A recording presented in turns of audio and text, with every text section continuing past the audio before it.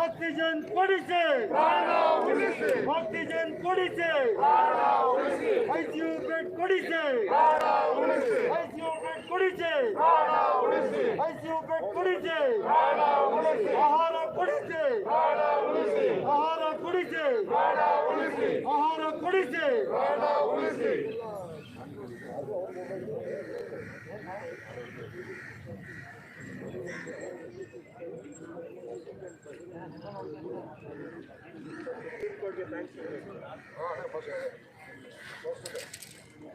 Correct ಆಗುತ್ತೆ.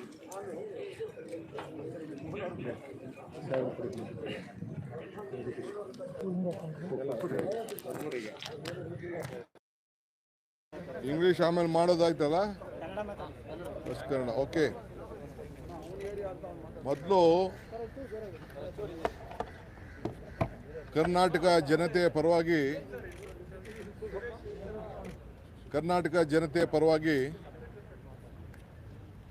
ಉಚ್ಚ ನ್ಯಾಯಾಲಯ ಮತ್ತು ಸುಪ್ರೀಂ ಕೋರ್ಟ್ಗೆ ಜನರನ್ನು ರಕ್ಷಣೆ ಮಾಡಲಿಕ್ಕೆ ಸರ್ಕಾರಕ್ಕೆ ಆಗ್ತಾ ಇರೋಂಥ ತಪ್ಪನ್ನು ತಿದ್ದಿ ನೀವು ನಡ್ಕೊಳ್ತಾ ಇರೋಂಥ ರೀತಿ ಸರಿ ಇಲ್ಲ ಅಂಥೇಳಿ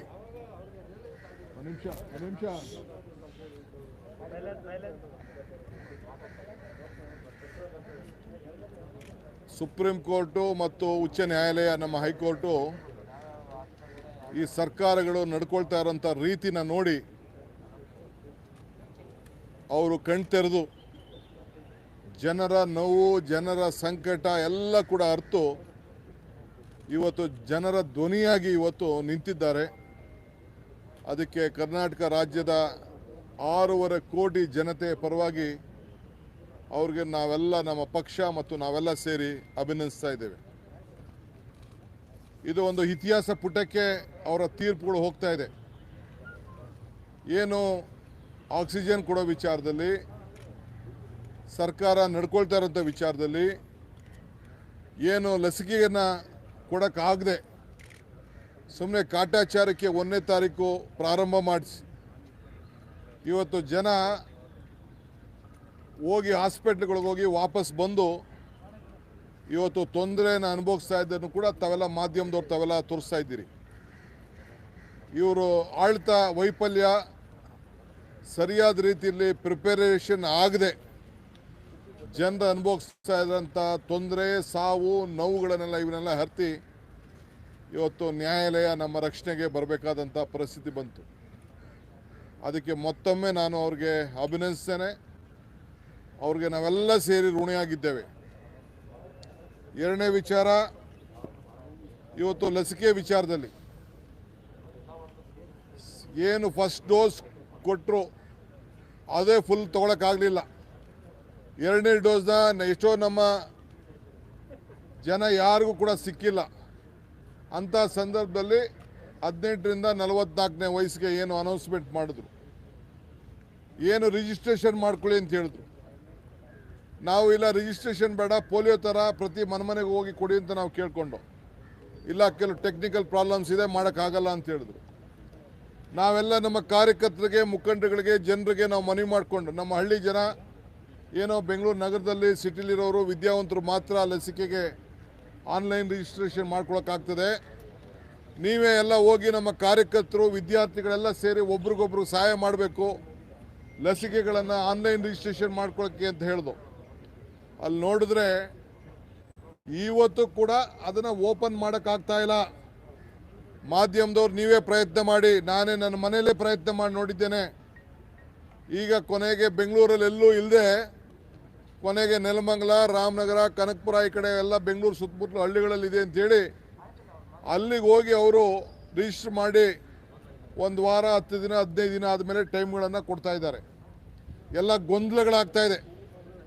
ಗೊಂದಲಗಳ ಗೂಡು. ಪ್ರತಿಯೊಂದು ತೀರ್ಮಾನ ಕೂಡ ಗೊಂದಲದ ಗೂಡು. ಯಾರೋ ಮಂತ್ರಿ ಹೇಳಿದ್ದಾರೆ, ಈಗ ನಾನೇನೋ 2 ಕೋಟಿ ಬುಕ್ ಮಾಡಿದ್ದೀವಿ ಅಂತೇಳಿ. ಅವ್ರು ಯಾರೋ ಹೆಲ್ತ್ ಮಿನಿಸ್ಟ್ರು ಹೇಳ್ತಾ ಇದ್ದಾರೆ, ಅವ್ರು ನಮ್ಗೆ ಗೊತ್ತೇ ಇಲ್ಲ ಅಂತ ಹೇಳ್ತಾ ಇದ್ದಾರೆ. ಇದು ಏನು ಆಳ್ತಾ ಇದು ಅಂತ ನಮ್ಗೆ ಅರ್ಥ ಆಗ್ತಾ ಇಲ್ಲ. ನಾವು ಮೊದಲೇ ಹೇಳಿದ್ದೋ, ಸರ್ಕಾರ ಅಂದರೆ ಒಬ್ಬರಲ್ಲ ಇಬ್ಬರಲ್ಲ, ಎಲ್ಲರಿಗೂ ಜವಾಬ್ದಾರಿ ಕೊಡಿ ಅಂತೇಳಿ.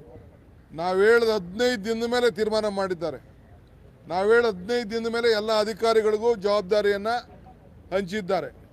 ಯಾವ ಅಧಿಕಾರಿಗಳು ಏನು ಮಾಡ್ತಾ ಇದ್ದಾರೋ ಏನಂತ ಗೊತ್ತಿಲ್ಲ. ಹಾಸ್ಪಿಟ್ಲ್ಗಳು ಲಿಸ್ಟ್ ಇಟ್ಟರು, ಯಾರೂ ಫೋನ್ ಎತ್ಕೋತಾ ಇಲ್ಲ. ಯಾರು ಸರ್ಕಾರದ ನೆಪದಲ್ಲಿ BBMP ಇರ್ಬೋದು, ಯಾರ್ದು ಸರ್ಕಾರ ನೆಪದಲ್ಲಿ ಹೋಗಿ ಸೇರ್ತಾ ಇದ್ದಾರೆ ಅವ್ರು ಹೆಣವಾಗಿ ವಾಪಸ್ ಬರ್ತಾ ಇದ್ದಾರೆ ಹೊರತು ಅವರ ರಕ್ಷಣೆಗೆ ಯಾರು ಕೂಡ ಇಲ್ಲ. ಯಾರು ಖಾಸಗಿ ಆಸ್ಪತ್ರೆ ಇರ್ಬೋದು, ಗೌರ್ಮೆಂಟ್ ಹಾಸ್ಪಿಟ್ಲ್ ಇರ್ಬೋದು, ಕಾಲೇಜ್ಗಳಿರ್ಬೋದು, ಗೌರ್ಮೆಂಟಿಂದ ಹೋದಂಥ ಪೇಷಂಟ್ಗಳಿಗೆ ಸರಿಯಾಗಿ ಆರೈಕೆ ಆಗ್ತಾ ಇಲ್ಲ, ಸರಿಯಾಗಿ ಅವ್ರಿಗೆ ಔಷಧಿ ಸಿಗ್ತಾ ಇಲ್ಲ. ಇದನ್ನೇ ಸರ್ಕಾರ ಕಣ್ಣನ್ನು ತೆರಿಬೇಕು. ಆಕ್ಸಿಜನ್ ವಿಚಾರ ಕೂಡ ಇನ್ನು ಜನರಿಗೆ ಮುಟ್ಸ್ಲಿಕ್ಕಾಗಿಲ್ಲ. ಈಗ ಬರೀ ಇದರಲ್ಲಿ ಟಿಗಳಲ್ಲಿ ವ್ಯಾನ್ಗಳು ಬಂದದ್ದು, ಲಾರಿ ಬಂದದ್ದು ನಾವು ನೋಡ್ತಾ ಇದ್ದೀವಿ ಅಷ್ಟೇ. ಇನ್ನು ಹಾಸ್ಪಿಟ್ಲ್ಗಳಿಗೆ ಮತ್ತು ಜನರಿಗೆ ಉಸಿರಾಟಕ್ಕೆ ಇನ್ನು ಆ ವಿಚಾರ ಬಗೆಹರಿದಿಲ್ಲ.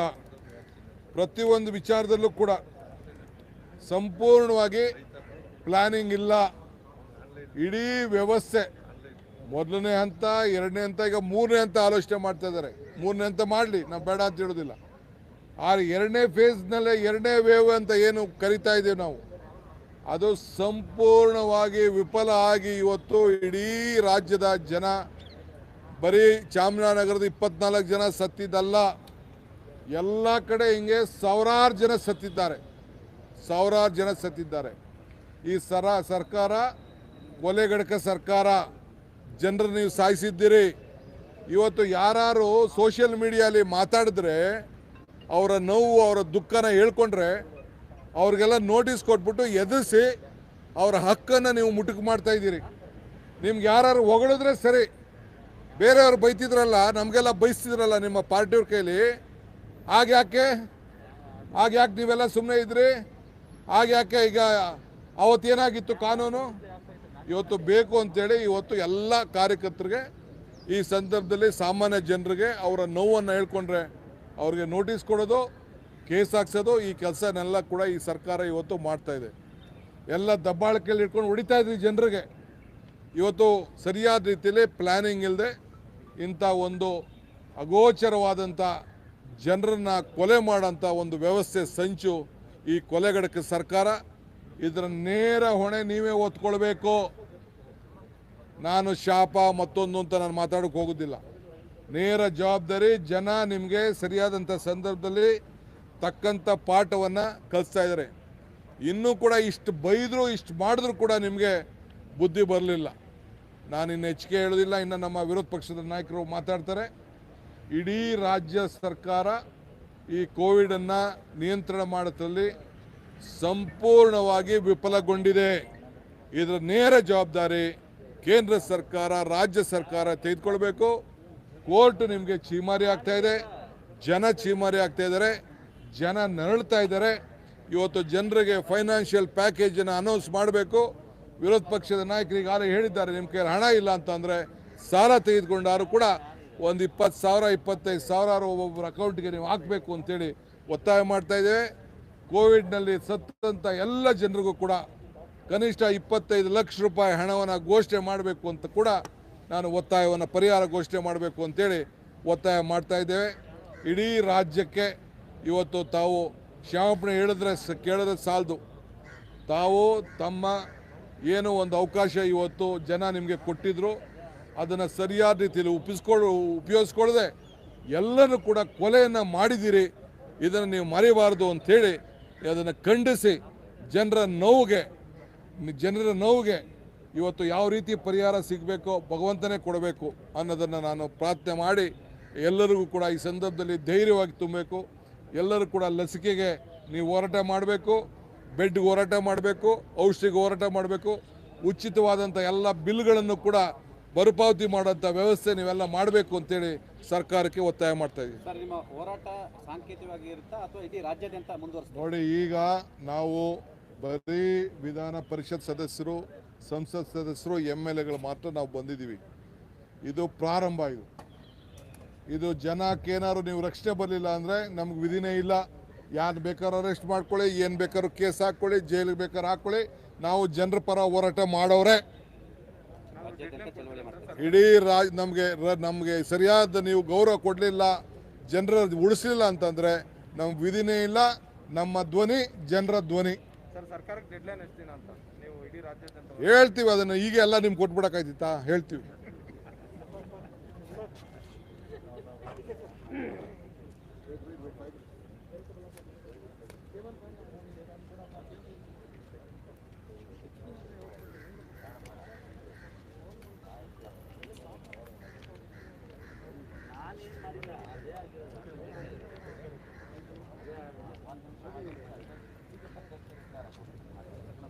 ಕೇಳಿಸುತ್ತಾ?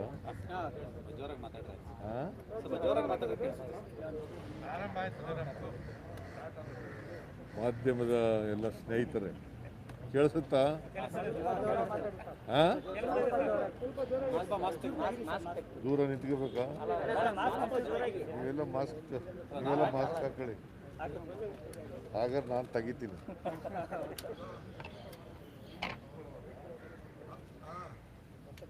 ಆತ್ಮೀಯ ಸ್ನೇಹಿತರೆ,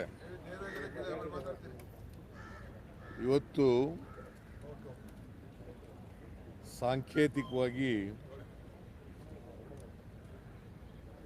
ನಾನು, ನಮ್ಮ ಅಧ್ಯಕ್ಷರಾದಂಥ ಶಿವಕುಮಾರ್ ಅವರು, ನಮ್ಮ ಪಕ್ಷದ ಹಿರಿಯ ಮುಖಂಡರುಗಳು, ಕೆಲವು ಶಾಸಕರುಗಳು, ರಾಜ್ಯಸಭಾ ಸದಸ್ಯರು, ವಿಧಾನ ಪರಿಷತ್ತಿನ ಸದಸ್ಯರು, ನಾವು ಯಾರ್ಯಾರು ನಗರದಲ್ಲಿದ್ದೋ ಅವರು ಸಾಂಕೇತಿಕವಾಗಿ ಇವತ್ತು ಸರ್ಕಾರದ ವೈಫಲ್ಯದ ವಿರುದ್ಧ ಪ್ರತಿಭಟನೆಯನ್ನು ಗಾಂಧಿ ಪ್ರತಿಮೆಯ ಬಳಿ ಮಾಡಿದ್ದೇವೆ. ಸರ್ಕಾರ, ಕೇಂದ್ರ ಸರ್ಕಾರ ಇರ್ಬೋದು, ರಾಜ್ಯ ಸರ್ಕಾರ ಇರ್ಬೋದು, ಈ ಕೋವಿಡ್ ಮಹಾಮಾರಿ ರೋಗವನ್ನು ತಡೆಗಟ್ಟತಕ್ಕಂಥದ್ದು ಅವರ ಜವಾಬ್ದಾರಿ.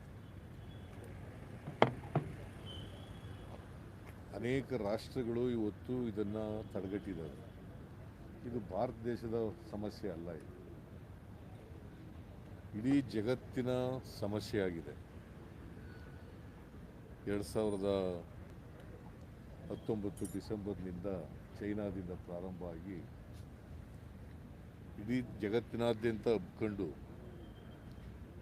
ಭಾರತ ದೇಶದಲ್ಲೂ ಕೂಡ ಇದು ಭಾಳ ಹಬ್ಕೊಂಡಿದೆ. ಈಗ ಎರಡನೇ ಅಲೆ ನಾವು ನೋಡ್ತಾ ಇದ್ದೀವಿ.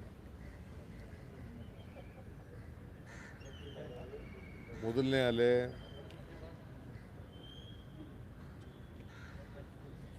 ನವೆಂಬರ್ ಡಿಸೆಂಬರ್ ಅಷ್ಟೊತ್ತವರೆಗೂ ಕೂಡ ಇತ್ತು.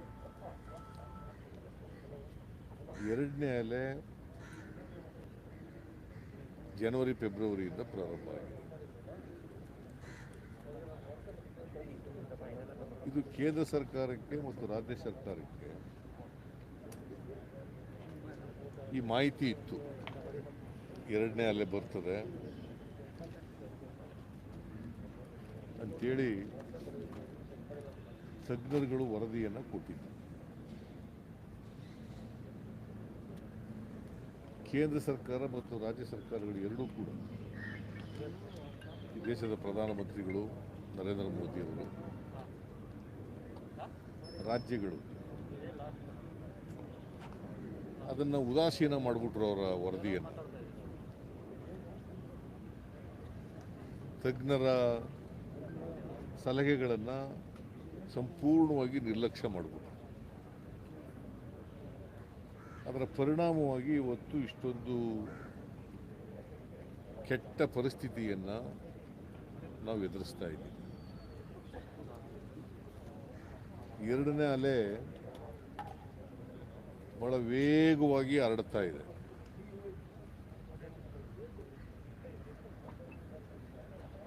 ಮೊದಲು 60 ವರ್ಷ ಮೇಲ್ಪಟ್ಟವರು ಹೆಚ್ಚು ಜನಕ್ಕೆ ಈ ಕಾಯಿಲೆ ಬರ್ತಾ ಇತ್ತು ಮೊದಲನೇ ಅಲೆಯಲ್ಲಿ. ಎರಡನೇ ಅಲೆಯಲ್ಲಿ 40-50 ವರ್ಷದ ಒಳಗಡೆ ಇರ್ತಕ್ಕಂಥವ್ರಿಗೂ ಕೂಡ ಬರ್ತಾ ಇದೆ. ಇವತ್ತು ನೂರಾರು ಜನ ದೇಶದಲ್ಲಿ ಸತ್ತಿದ್ದಾರೆ, ಕರ್ನಾಟಕದಲ್ಲೂ ಕೂಡ ನೂರಾರು ಜನ ಸತ್ತಿದ್ದಾರೆ ಎರಡನೇ ಅಲೆ. ಇದಕ್ಕೆ ನೇರವಾಗಿ ಹೊಣೆಗಾರರು ಕೇಂದ್ರ ಸರ್ಕಾರ ಮತ್ತು ರಾಜ್ಯ ಸರ್ಕಾರ. ಇವರು ಸಿದ್ಧತೆಗಳನ್ನು ಮಾಡ್ಕೊಂಡಿದ್ರೆ ತಜ್ಞರು ವರದಿ ಕೊಟ್ಟಾದ ಮೇಲೆ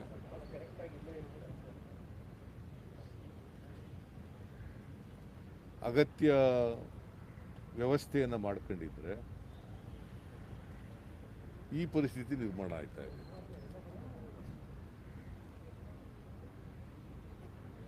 ಇವರು ಆಕ್ಸಿಜನನ್ನು ಸಿದ್ಧತೆ ಮಾಡ್ಕೊಳ್ಳಿಲ್ಲ, ರೆಮ್ಡಿಸಿವಿರನ್ನು ಸಿದ್ಧತೆ ಮಾಡ್ಕೊಳ್ಳಿಲ್ಲ, ಬೆಡ್ಗಳನ್ನು ಆಕ್ಸಿಜನ್ ಬೆಡ್ಗಳನ್ನು ಹೆಚ್ಚು ಮಾಡ್ಕೊಳ್ಳಿಲ್ಲ,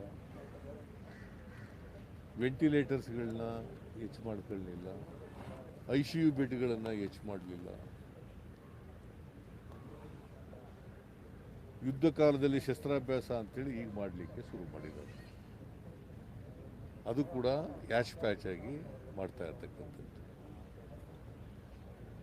ಪ್ರಧಾನಮಂತ್ರಿಗಳು ಏಪ್ರಿಲ್ನಲ್ಲಿ ಹೇಳಿದ್ರು, ನವೆಂಬರ್ 1ನೇ ತಾರೀಕಿನಿಂದ ಇಡೀ ದೇಶದ 18 ವರ್ಷದ ಮೇಲ್ಪಟ್ಟಿರ್ತಕ್ಕಂಥ 44 ವರ್ಷದ ಒಳಗಡೆ ಇರ್ತಕ್ಕಂಥ ಎಲ್ಲರಿಗೂ ಕೂಡ ನಾವು ವ್ಯಾಕ್ಸಿನೇಷನ್ ಹಾಕ್ತೀವಿ ಅಂತೀವಿ. ಮೊದಲನೇ ಹಂತದಲ್ಲಿ 60 ವರ್ಷದ ಮೇಲ್ಪಟ್ಟವರು, ಮೊದಲನೇ ಹಂತದಲ್ಲಿ ಈ ಮೆಡಿಕಲ್ ಸ್ಟಾಫ್ಗೆ ಮಾಡಿದ್ರು. ಎರಡನೇ ಹಂತದಲ್ಲಿ 60 ವರ್ಷದ ಮೇಲ್ಪಟ್ಟವರು ಮಾಡಿದ್ರು. ಮೂರನೇ ಹಂತದಲ್ಲಿ 45 ವರ್ಷ ಅದಕ್ಕಿಂತ ಮೇಲ್ಪಟ್ಟವರು ಮಾಡಿದ್ರು.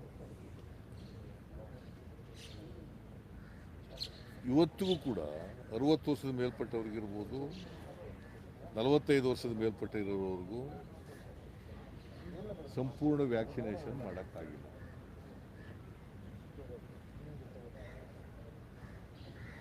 ಇಡೀ ದೇಶದಲ್ಲಿ ಮಾಡಿಲ್ಲ, ಕರ್ನಾಟಕದಲ್ಲೂ ಕೂಡ ಮಾಡಿಲ್ಲ. ಭಾಳ ಜನರು ಮೊದಲನೇ ಡೋಸ್ ತಗೊಂಡಿದ್ದಾರೆ, ಎರಡನೇ ಡೋಸ್ ತಗೊಳ್ಳಿಕ್ಕೆ ಇವತ್ತು ಜನ ಪರದಾಡ್ತಾ ಇದ್ದಾರೆ.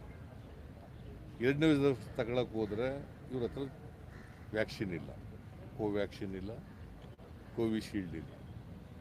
ಯಾಕಂದರೆ ಕೋವ್ಯಾಕ್ಸಿನ್ ತಗೊಂಡವ್ರಿಗೆ ಕೋವ್ಯಾಕ್ಸಿನೇ ಕೊಡಬೇಕು, ಕೋವಿಶೀಲ್ಡ್ ತಗೊಂಡವ್ರಿಗೆ ಕೋವಿಶೀಲ್ಡೇ ಕೊಡಬೇಕು. ಇವ್ರ ಹತ್ರ ವ್ಯಾಕ್ಸಿನ್ ಇಲ್ವೇ ಇಲ್ಲ. ನರೇಂದ್ರ ಮೋದಿಯವರು, I don't know, being a prime minister of this country, 7ನೇ ವರ್ಷ ಪ್ರಧಾನಮಂತ್ರಿ ಆಗಿರೋದು,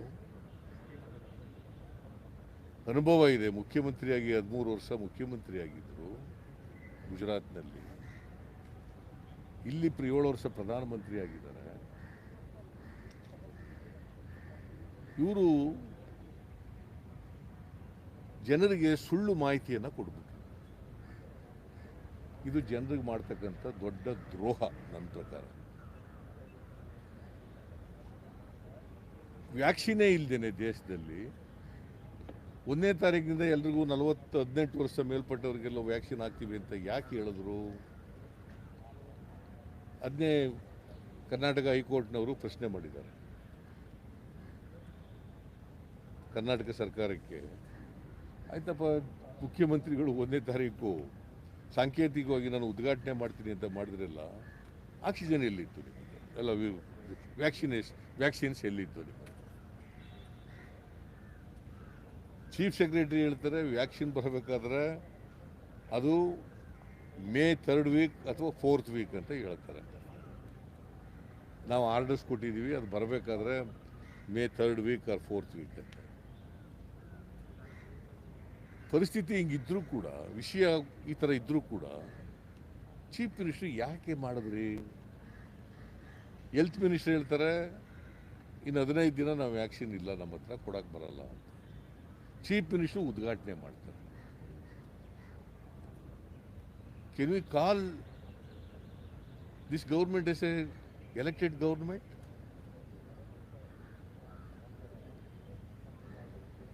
ಜವಾಬ್ದಾರಿ ಸರ್ಕಾರ ಅಂತ ಕರಿಬೇಕಾ, ರೆಸ್ಪಾನ್ಸಿಬಲ್ ಗೌರ್ಮೆಂಟ್ ಅಂತ ಕರಿಬೇಕಾ ಇದನ್ನು? ಇವತ್ತಿನವರೆಗೂ ಒಂದು ವ್ಯಾಕ್ಸಿನ್ ಇಲ್ಲ 18 ವರ್ಷದ ಮೇಲ್ಪಟ್ಟವರು ಕೊಡೋಕ್ಕೆ. ಒಂದೇ ಒಂದು ವ್ಯಾಕ್ಸಿನ್ ಇಲ್ಲ.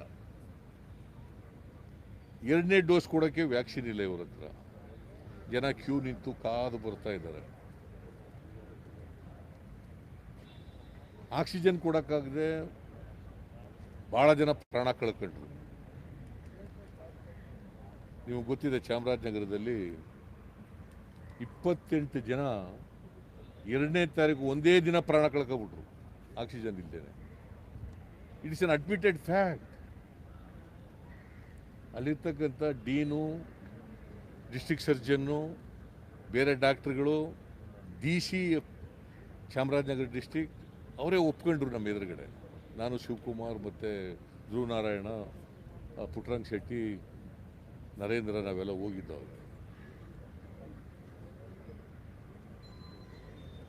Admittedly, 28 people have died, lost their lives for want of oxygen, for non-availability of oxygen. So ಈ ಥರ ಎಲ್ಲ ಕಡೆ ಸತ್ತಿದ್ದಾರೆ. Not only in Chamarajanagar. ಚಾಮರಾಜನಗರಕ್ಕೆ ನಾವು ಹೋಗಿದ್ದರಿಂದ ಅದನ್ನು ಪ್ರಸ್ತಾಪ ಮಾಡಿದ್ದೀನಿ. ಇಡೀ ದೇಶದಲ್ಲಿ ಈ ಥರ ಸತ್ತಿದ್ದಾರೆ, ಆಕ್ಸಿಜನ್ ಇಲ್ಲದೆ ಸಾಯ್ತಾ ಇದ್ದಾರೆ.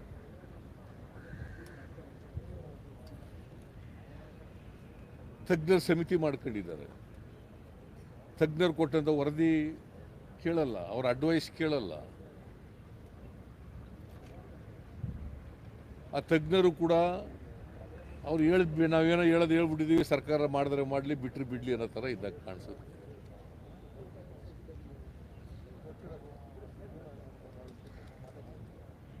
ಇವತ್ತು ಲಾಕ್ಡೌನ್ ಮಾಡಿದ್ದಾರೆ ರಾಜ್ಯದಲ್ಲಿ. ಅದು ಭಾಳ ಕಟ್ಟುನಿಟ್ಟಾಗಿ ಮಾಡಿರ್ತಕ್ಕಂಥ ಲಾಕ್ಡೌನ್ ಅಲ್ಲ. ಲಾಕ್ಡೌನ್ ಮಾಡಿದ್ರು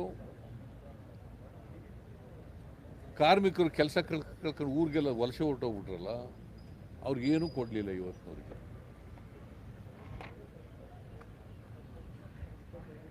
ಏನೂ ಕೊಟ್ಟಿಲ್ಲ. ಅವ್ರು ಹೆಂಗೆ ಬದುಕಬೇಕು ಅವರು? ನಾನು ಅನೇಕ ಸಾರಿ ಒತ್ತಾಯ ಮಾಡಿದೆ, ನಮ್ಮ ಅಧ್ಯಕ್ಷರು ಕೂಡ ಒತ್ತಾಯ ಮಾಡಿದ್ರು. ಒಂದು ಎಕನಾಮಿಕ್ ಪ್ಯಾಕೇಜ್ ಘೋಷಣೆ ಮಾಡಿರಿ, ಬಡವರು ಬದುಕಲಿ, ಅವ್ರ ಜೀವ ಉಳಿಸ್ಕೊಳ್ಳಿ ಅಂತೇಳಿ. ಒಂದು ಕಡೆ ಆಕ್ಸಿಜನ್ ಇಲ್ಲದೇನೆ ಜೀವ ಕಳ್ಕೊತಾ ಇದ್ದಾರೆ, ಇನ್ನೊಂದು ಕಡೆ ಆಹಾರ ಇಲ್ಲದೇನೆ ಹಾಹಾಕಾರ ಎದ್ದುಬಿಟ್ಟಿದೆ.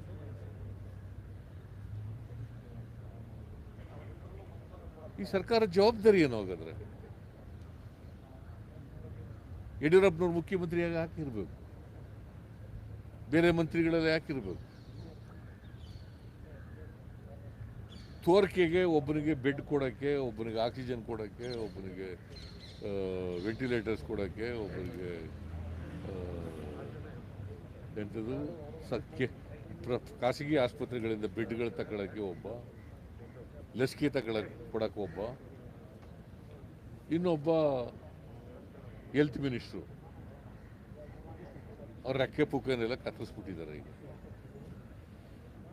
ಇದು ಮಾಡಿದ ಮೇಲೂ ಕೂಡ ವ್ಯಾಕ್ಸಿನ್ ಸಿಗ್ತಾ ಇಲ್ಲ, ಆಕ್ಸಿಜನ್ ಸಿಗ್ತಾ ಇಲ್ಲ, ICU ಬೆಡ್ ಸಿಗ್ತಾ ಇಲ್ಲ, ಔಷಧಿ ಸಿಗ್ತಾ ಇಲ್ಲ, ರೆಮ್ಡಿಸಿವಿರ್ ಸಿಗ್ತಾ ಇಲ್ಲ.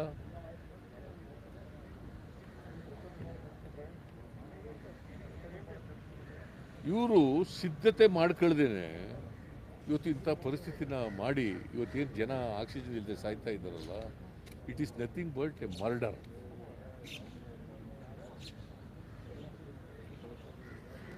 ರಾಜ್ಯ ಸರ್ಕಾರ ಮತ್ತು ಕೇಂದ್ರ ಸರ್ಕಾರಗಳು ಇವನ್ನ ಆಕ್ಸಿಜನ್ ಕೊಡದೇನೆ ಸಾಯಿಸ್ತಾ ಇದ್ದಾರೆ. ಇವತ್ತು ಜನರು ಕೊಲೆ ಮಾಡ್ತಾ ಇದ್ದಾರೆ.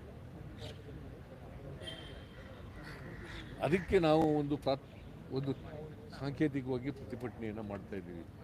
ಈಗ ಇದಿದೆ ಅಂಥದ್ದು 144 ಸೆಕ್ಷನ್ ಬೇರೆ ಹಾಕೊಂಡಿದ್ದಾರೆ, ಲಾಕ್ಡೌನ್ ಬೇರೆ ಮಾಡ್ಕೊಂಡಿದ್ದಾರೆ. ಅದರಿಂದ ಜಾಸ್ತಿ ಜನರು ಸೇರಿ ಪ್ರತಿಭಟನೆ ಮಾಡಬಾರ್ದು ಅಂತೇಳಿ ಸಾಂಕೇತಿಕವಾಗಿ ಕೆಲವೇ ಮುಖಂಡರುಗಳು ನಾವು ಇವತ್ತು ಸೇರ್ಕೊಂಡು ಪ್ರತಿಭಟನೆಯನ್ನು ಮಾಡಿದ್ದೀವಿ. ಇವತ್ತು ಈ ರಾಜ್ಯ ಸರ್ಕಾರಕ್ಕೆ ವ್ಯಾಕ್ಸಿನೇಷನ್ ಕೊಡದೆ ಹೋದರೆ, ವ್ಯಾಕ್ಸಿನೇಷನ್ ಮಾಡಿಸದೆ ಹೋದರೆ ಇವರು ಅಧಿಕಾರದಲ್ಲಿ ಇರಲಿಕ್ಕೆ ಯಾವುದೇ ನೈತಿಕತೆ ಇಲ್ಲ. ಇವರು ಆಕ್ಸಿಜನ್ ಕೊಡೋಕ್ಕಾಗದೇ ಇವರಿಗೆ ಅಧಿಕಾರದಲ್ಲಿ ಉಳಿಲಿಕ್ಕೆ ಯಾವುದೇ ನೈತಿಕತೆ ಇಲ್ಲ.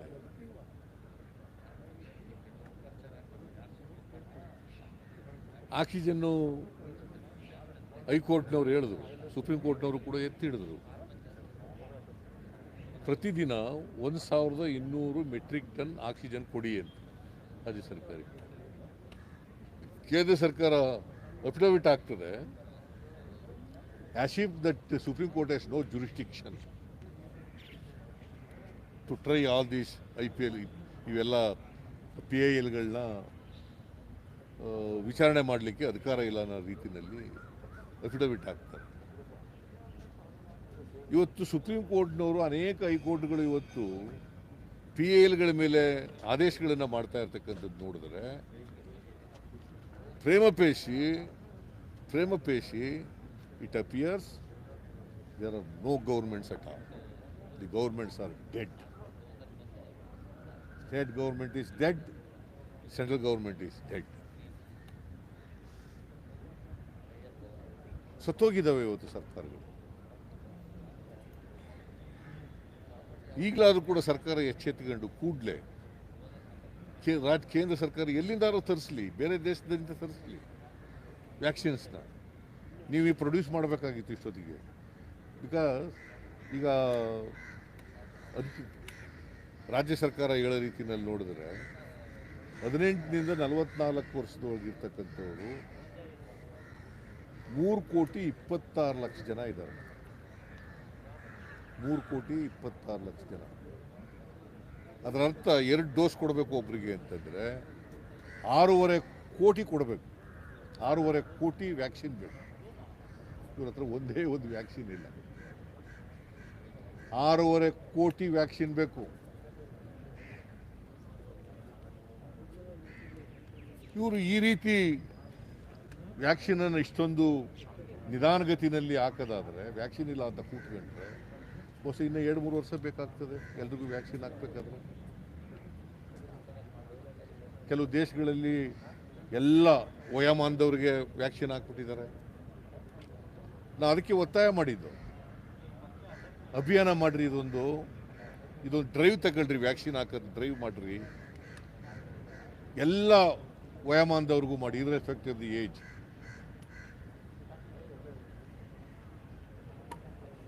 ಹದಿನೆಂಟು ವರ್ಷದ ಒಳಗಡೆ ಇರ್ತಕ್ಕಂಥವ್ರಿಗೂ ಮಾಡಿ. ಇದನ್ನು 2-3 ತಿಂಗಳಲ್ಲಿ ಮಾಡಿ ಮುಗಿಸ್ತೇವೆ ಹೋದ್ರೆ, because this is the only solution ultimately. 2 dose vaccine ಕೊಡ್ತಕ್ಕಂಥದ್ದೇ ultimately that is the solution. ಎಲ್ರಿಗೂ ಕೊಟ್ಟಾಗ ಮಾತ್ರ ಈ ರೋಗ ತಡೆಗಟ್ಟಲಿಕ್ಕೆ ಸಾಧ್ಯ ಆಗ್ತದೆ. In the meanwhile oxygen ಒದಗಿಸ್ಕೊಡ್ಬೇಕು, ರೆಮ್ಡಿಸಿವಿರ್ ಒದಗಿಸ್ಕೊಡ್ಬೇಕು, ಆಕ್ಸಿಜನ್ ಬೆಡ್ಗಳು ಕೊಡಬೇಕು, ICU ಬೆಡ್ಗಳು ಕೊಡಬೇಕು. ಇದನ್ನು ಮಾಡ್ತಕ್ಕಂಥ ಕೆಲಸ ಸರ್ಕಾರ ಮಾಡಲೇಬೇಕು till all people are vaccinated. So ಅದಕ್ಕೆ ನಾವು ಇವತ್ತು ತಾತ್ಕಾಲಿಕ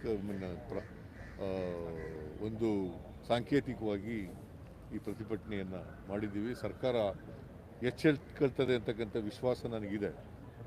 ಎಚ್ಚೆತ್ಕೊಳ್ಳದೆ ಹೋದರೆ they have no business to continue in the office.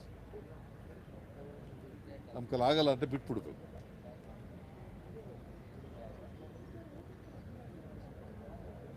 This government has no moral right to continue in the office.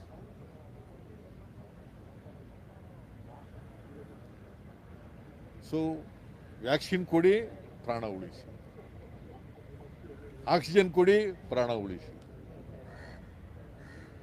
Oxygen bed ಕೊಡಿ, ಪ್ರಾಣ ಉಳಿಸಿ. ICU ಬೆಡ್ ಕೊಡಿ, ಪ್ರಾಣ ಉಳಿಸಿ. ಇದು ನಮ್ಮ ಒತ್ತಾಯ. Thank you.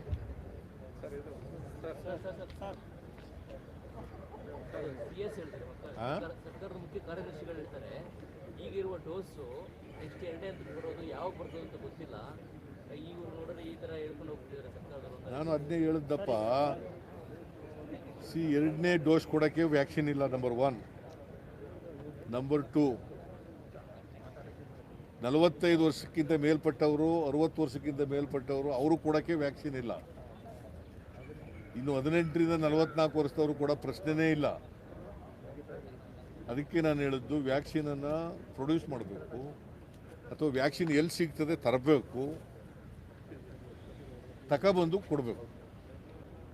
ಅದರ್ವೈಸ್ ಈ ಸರ್ಕಾರ ಸತ್ತಿದೆ ಅಂತ ಜನ ಇವತ್ತು ಆಕ್ರೋಶ ವ್ಯಕ್ತ ಮಾಡ್ತಾ ಇದ್ದಾರೆ. ದಿಸ್ ಗೌರ್ಮೆಂಟ್ ಇಸ್ ಡೆಡ್ ಅಂತ ಮಾಡ್ತಾ ಇದ್ದಾರೆ. ಅವ್ರಿಗೆ ಅಧಿಕಾರದಲ್ಲಿ ಉಳಿಬಾರದು.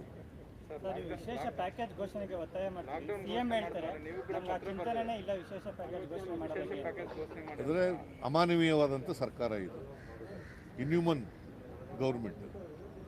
ಇವರಿಗೆ ಮಾನವೀಯತೆ ಇಲ್ಲದೆ ಇರ್ತಕ್ಕಂಥ ಸರ್ಕಾರ. ಏನು ಮಾಡಬೇಕು ಹಾಗಾದ್ರೆ? ಜನಗಳು ಸಾಯಿಸೋದ?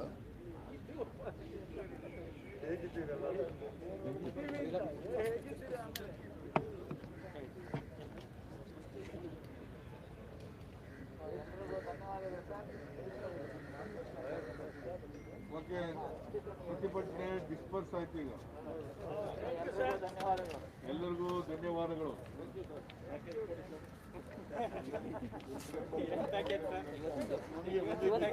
ರಮೇಶ್ ಕುಮಾರ್